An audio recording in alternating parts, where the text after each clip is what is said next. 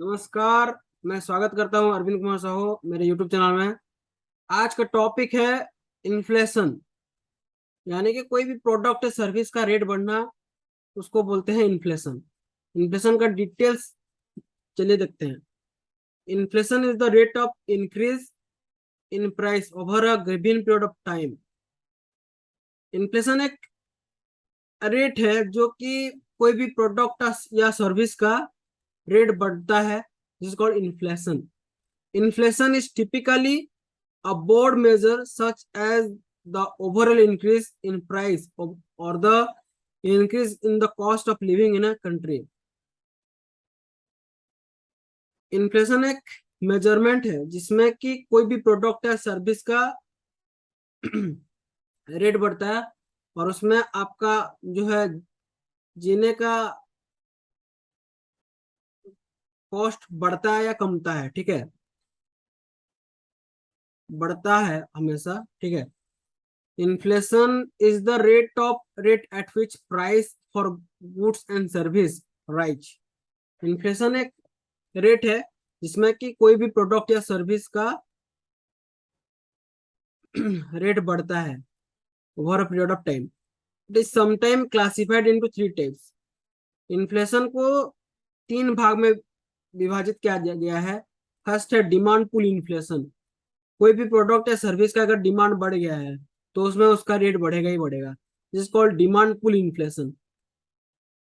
दूसरा है कॉस्ट पुल इन्फ्लेशन। कोई भी प्रोडक्ट या सर्विस का अगर मान लीजिए उसका प्रोडक्शन कॉस्ट बढ़ गया है, ठीक है, मैन्युफैक्चरिंग कॉस्ट बढ़ गया है, तो उसमें उसका रेट बढ़ेगा। This is called cost push inflation. Next one is built in inflation. कोई भी प्रोडक्ट या सर्विस खुद अगर चाहेगा कि उसको रेट बढ़ाना है, कोई मैन्युफैक्चरर हुआ या कोई डिस्ट्रीब्यूटर हुआ, कोई फ्रेंचाइजी हुआ, उसका रेट अगर बढ़ गया तो बढ़ा सकता है। ठीक है, the most commonly use inflation indexes are the consumer price index and wholesale price index. ज्यादातर के देखा गया है कि इन्फ्लेशन कहाँ यूज होता है। फर्स्ट है कंज्यूमर प्राइस इंडेक्स, जहां कंज्यूमर कोई भी प्रोडक्ट या सर्विस को खरीदता है, ठीक है, वहां यूज होता है कंज्यूमर प्राइस इंडेक्स। और दूसरा जो है होलसेल प्राइस इंडेक्स। रिटेलर अगर मान लीजिए होलसेलर के पास आया और खरीदा, this is called wholesale price index. Inflation can be viewed positively और negatively depending on the individual view points and rate of change.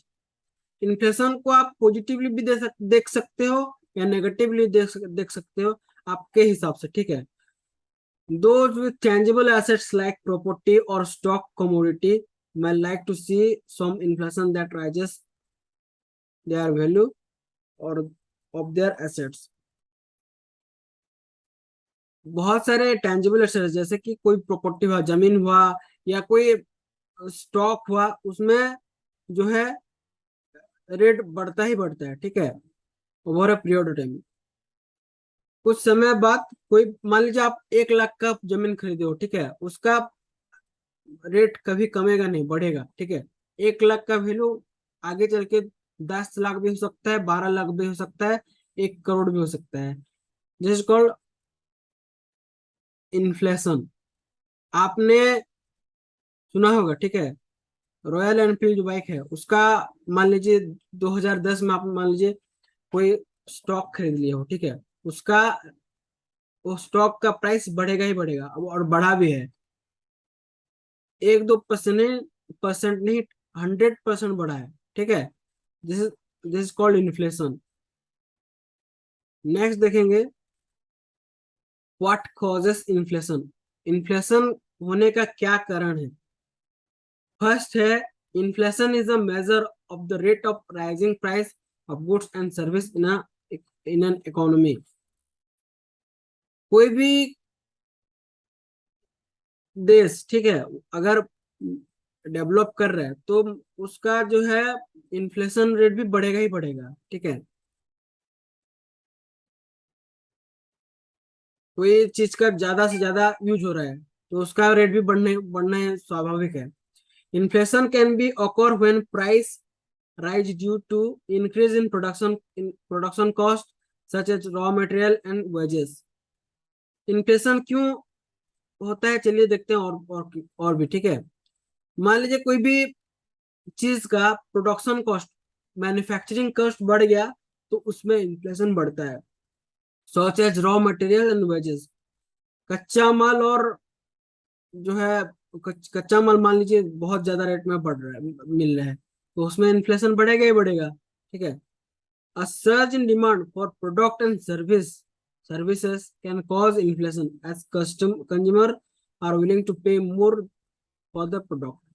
अगर कोई प्रोडक्ट का जरूरत से ज्यादा डिमांड बढ़ गया तो उसमें वो प्रोडक्ट या सर्विस का रेट बढ़ता है, ठीक है।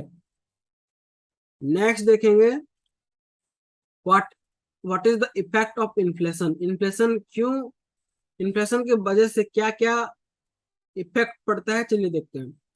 Inflation rises prices lowering your purchasing power. जैसे जैसे इन्फ्लेशन बढ़ता है आपका खरीदने का जो है पावर कम होता है।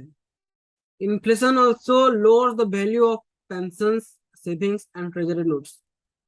इन्फ्लेशन की वजह से आपका जो पेंशन का वैल्यू है वो कम हो जाता है, सेविंग्स का वैल्यू कम हो जाता है, ट्रेजरी नोट्स का वैल्यू कम हो जाता है। Assets such as real estate and collectibles usually keep up with inflation। Asset जैसे कि मान लीजिए रियल एस्टेट, जमीन हुआ, कोई स्टॉक हुआ, वो हमेशा इन्फ्लेशन की वजह से बढ़ता है, ठीक है। Variable interest rate on loans increases during inflation. Inflation की वजह से लोन का इंटरेस्ट भी बहुत ज्यादा बढ़ जाता है। नेक्स्ट देखेंगे how to control inflation in India. To control inflation, the RBI sells the security in the money market, which stocks out excess liquidity from the market. As the amount of liquid decreases, demand goes down. This part of monetary policy is called the open market operation. Inflation को control करने के लिए RBI cell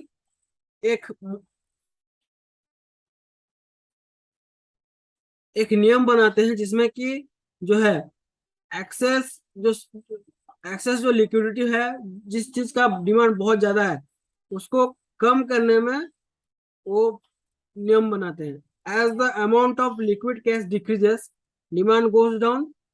this part of monetary policy is called open market operation. Open market operation एक policy है जो कि एक monetary policy है जिसके माध्यम से इन्फ्लेशन को कंट्रोल किया जाता है इंडिया में, ठीक है। This is all about inflation. तो दोस्तों कैसा लगा मेरा कंटेंट, कमेंट बॉक्स में लिखिएगा जरूर। अगर अच्छा लगा तो लाइक करें, शेयर करें अपने दोस्तों के साथ और सब्सक्राइब करें मेरे यूट्यूब चैनल को, क्योंकि आने वाले वीडियो में मैं बहुत सारा एजुकेशनल कंटेंट लाने वाला हूँ। आज के लिए इतना ही। आपका दोस्त अरविंद कुमार साहू विदाई लेता हूँ। धन्यवाद।